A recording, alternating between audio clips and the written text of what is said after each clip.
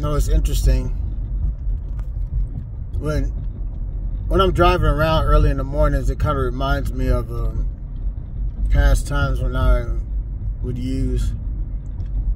It made me realize that passing through areas where I was, traveling in high, kind of reminds me of like save points in video games.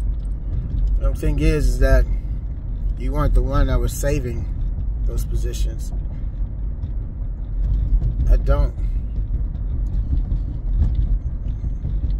Doing drugs objectifies everything around you, including yourself.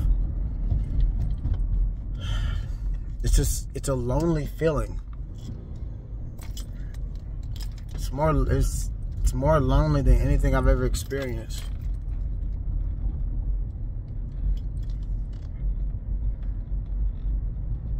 You're watching life continue on while you're stuck at this save point until you come off what you're on, and then you're back to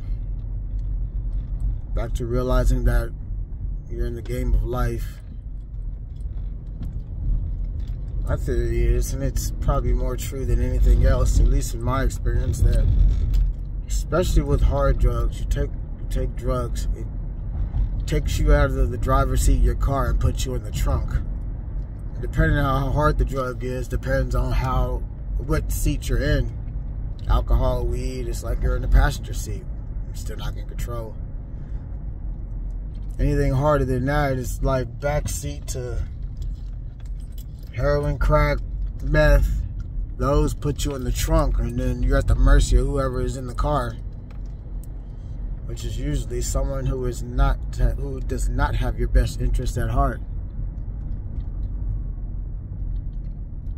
So the only thing you remember is the last time you got out the driver's seat and you got in the trunk.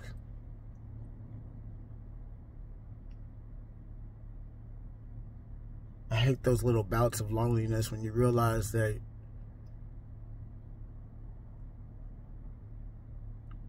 you had parts and times in your life where you had absolutely no control and everything was an object to you, including people. And you, most of all, who took the drugs.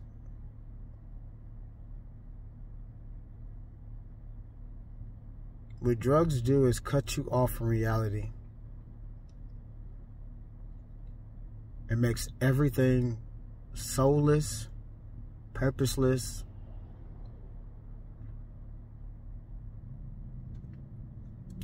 Just feel like you're cut off from the source. And of course, yes, it feels good to a certain extent,